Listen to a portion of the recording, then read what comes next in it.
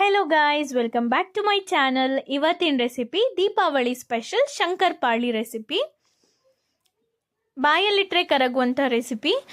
ಇದು ಮಾಡೋದು ತುಂಬ ಮೆಥಡ್ಸ್ ಇದೆ. ನಾನು ಇವತ್ತು ತೋರಿಸ್ತಿರೋದು ನಿಮಗೆ ತುಂಬ ಈಸಿ ಮತ್ತು ಕ್ವಿಕ್ ರೆಸಿಪಿ. ಇದನ್ನು ಮಾಡೋದಕ್ಕೆ ಫಸ್ಟ್ ಒಂದು ಬೌಲಿಗೆ ನಾನು 1.5 ಕಪ್ಪಷ್ಟು ಮೈದಾ ಹಿಟ್ಟನ್ನು ತಗೊಂಡಿದ್ದೀನಿ.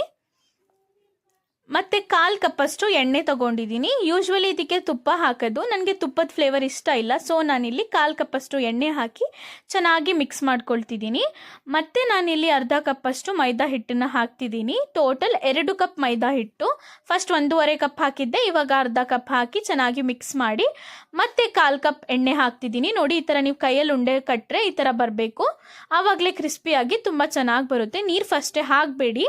ಫಸ್ಟ್ ಎಣ್ಣೆಯಿಂದ ಚೆನ್ನಾಗಿ ಮೈದಾನ ಮಿಕ್ಸ್ ಮಾಡಿಕೊಂಡು ನೋಡಿ ಈ ಥರ ಬರಬೇಕು. ಆಮೇಲೆ ನೀರು ಹಾಕಿ. ಇವಾಗ ನಾನಿಲ್ಲಿ 3/4 ಕಪ್ಪಷ್ಟು ಸಕ್ಕರೆನ ಪೌಡರ್ ಮಾಡಿ ಹಾಕ್ತಿದ್ದೀನಿ. ಇದೇನಷ್ಟು ಸ್ವೀಟ್ ಆಗಲ್ಲ, ಕರೆಕ್ಟ್ ಇರುತ್ತೆ ಸ್ವೀಟು. 3/4 ಕಪ್ಪೇ ಹಾಕಿಬಿಟ್ಟು ಇಲ್ಲಿ ನಾನು 1 ಕಪ್ಪಷ್ಟು ನೀರು ಹಾಕಿ, ನಿಮಗೆ ಎಷ್ಟು ನೀರು ಹಿಡಿಯುತ್ತೆ ನೋಡಿಕೊಂಡು ನೀರು ಹಾಕ್ಕೊಂಡು, ಜಾಸ್ತಿ ಸಾಫ್ಟು ಇರಬಾರ್ದು, ಹಾರ್ಡು ಇರಬಾರ್ದು. ಆ ಥರ ಒಂದು ಡೋನ ಚಪಾತಿಗೆ ಕಲಿಸ್ಕೊತೀವಲ್ಲ ಆ ರೀತಿಯೇ ಒಂದು ಡೋನ ಕಲಿಸ್ಕೊಳ್ಳಿ.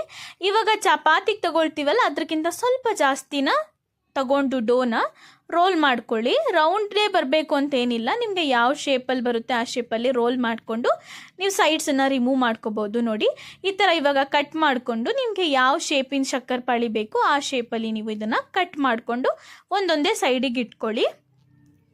ನೋಡಿ, ಮತ್ತೊಂದು ಸತಿ ಡೋ ತೊಗೊಂಡಿದ್ದೀನಿ, ಅದನ್ನು ಕೂಡ ಚೆನ್ನಾಗಿ ಸ್ವಲ್ಪ ದಪ್ಪನೇ ರೋಲ್ ಮಾಡ್ಕೊಳ್ಳಿ. ಈ ಥರ ರೋಲ್ ಮಾಡಿಕೊಂಡು ರೌಂಡ್ ಬಂದಿಲ್ಲ ಅಂದರೂ ಏನು ಪ್ರಾಬ್ಲಮ್ ಇಲ್ಲ. ನೋಡಿ, ಈ ಥರ ರೋಲ್ ಮಾಡಿಕೊಂಡು ಸೈಡ್ಸನ್ನ ಕಟ್ ಮಾಡಿ ಈ ಥರ ಶೇಪ್ ಕೊಟ್ಕೊಳ್ಳಿ. ನೆಕ್ಸ್ಟ್ ಇನ್ನೊಂದು ಕಡೆ ನಾನು ಎಣ್ಣೆ ಬಿಸಿಗಿಟ್ಟಿದ್ದೆ. ಇವಾಗ ಒಂದೊಂದಾಗೆ ಶಂಕರಪಾಳಿನ ಹಾಕಿ ಲೋ ಫ್ಲೇಮಲ್ಲಿ ಫ್ರೈ ಮಾಡ್ಕೊಳ್ಳಿ. ಮೀಡಿಯಮ್ ಮತ್ತು ಹೈ ಫ್ಲೇಮಲ್ಲಿ ಇಡಬೇಡಿ, ಲೋ ಫ್ಲೇಮಲ್ಲೇ ಇದನ್ನು ಫ್ರೈ ಮಾಡಿದರೆ ತುಂಬ ಕ್ರಿಸ್ಪಿಯಾಗಿ ಲೇಯರ್ ಆಗಿ ಬರುತ್ತೆ. ಸೊ ಲೋ ಫ್ಲೇಮಲ್ಲಿ ಫ್ರೈ ಮಾಡ್ಕೊಳ್ಳಿ. ಸ್ವಲ್ಪ ಟೈಮ್ ಹಿಡಿಯುತ್ತೆ, ಆದರೂ ಪರವಾಗಿಲ್ಲ, ತುಂಬ ಚೆನ್ನಾಗಾಗುತ್ತೆ. ನೀವು ಲೋ ಫ್ಲೇಮಲ್ಲೇ ಫ್ರೈ ಮಾಡಬೇಕು. ನೋಡಿ, ಈ ಥರ ಫ್ರೈ ಮಾಡ್ಕೊಳ್ಳಿ. ಟರ್ನ್ ಮಾಡಿ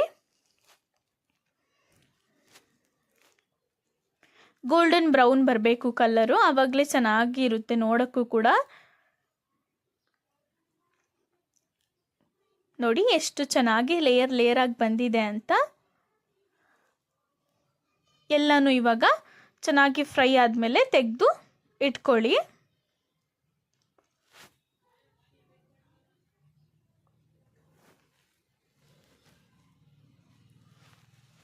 ನೋಡಿ, ಮತ್ತೊಂದು ಸತಿ ನಾನು ಮತ್ತೊಂದು ಬ್ಯಾಚಲ್ಲಿ ಹಾಕ್ತಿದ್ದೀನಿ. ಒಂದಕ್ಕೊಂದು ಅಂಟ್ಕೊಳ್ಳೋದು ಇಲ್ಲ, ತುಂಬ ಉದ್ರುದ್ರಾಗಿ ತುಂಬ ಚೆನ್ನಾಗಿ ಬರುತ್ತೆ ನೀವು ಲೋ ಫ್ಲೇಮಲ್ಲಿ ಫ್ರೈ ಮಾಡಿಕೊಂಡ್ರೆ.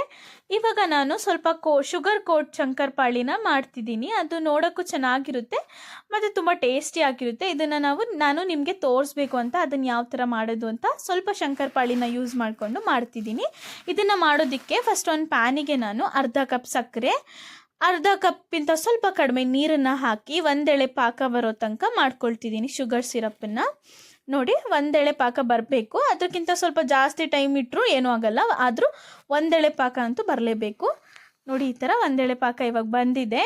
ಒಂದು 5 ಮಿನಿಟ್ಸ್ ಬಿಟ್ಟು ನಾನು ಗ್ಯಾಸನ್ನು ಆಫ್ ಮಾಡಿ ಫ್ಲೇಮನ್ನು ನೋಡಿ, ಇಷ್ಟು 2 ಕಪ್ ಮೈದಾದಿಂದ ಇಷ್ಟು ಶಂಕರಪಾಳಿ ಆಗಿದೆ. ನೋಡಿ ಎಷ್ಟು ಕ್ರಿಸ್ಪಿಯಾಗಿ ಬಂದಿದೆ ಅಂತ. ಇಷ್ಟನ್ನು ಕೂಡ ನೀವು ತಿನ್ಬೋದು, ತುಂಬ ಚೆನ್ನಾಗಿತ್ತು. ನಾನು ನಿಮಗೆ ತೋರ್ಸೋಕ್ಕೆ ಅದು ಕೋಟ್ ಹೇಗೆ ಮಾಡೋದು ಶುಗರ್ ಕೋಟ್ ಅಂತ ಮಾಡೋಕ್ಕೆ ಮಾತ್ರ ಸ್ವಲ್ಪ ಶಂಕರಪಾಳಿನ ಯೂಸ್ ಮಾಡಿಕೊಂಡು ಶುಗರ್ ಕೋಟೆಡ್ ಶಂಕರಪಾಳಿನ ಮಾಡ್ತಿದ್ದೀನಿ. ನೋಡಿ, ಇವಾಗ ಸ್ವಲ್ಪ ಶುಗರ್ ಸಿರಪ್ ತಣ್ಣಗಾಗಬೇಕು, ಬಿಸಿಯಲ್ಲಿ ಹಾಕಬೇಡಿ. ಸ್ವಲ್ಪ ತಣ್ಣಗಾದ್ಮೇಲೆ ಒಂದು 5 ಮಿನಿಟ್ಸ್ ಈ ಶಂಕರಪಾಳಿನ ಹಾಕಿ ಚೆನ್ನಾಗಿ ಮಿಕ್ಸ್ ಮಾಡಿ.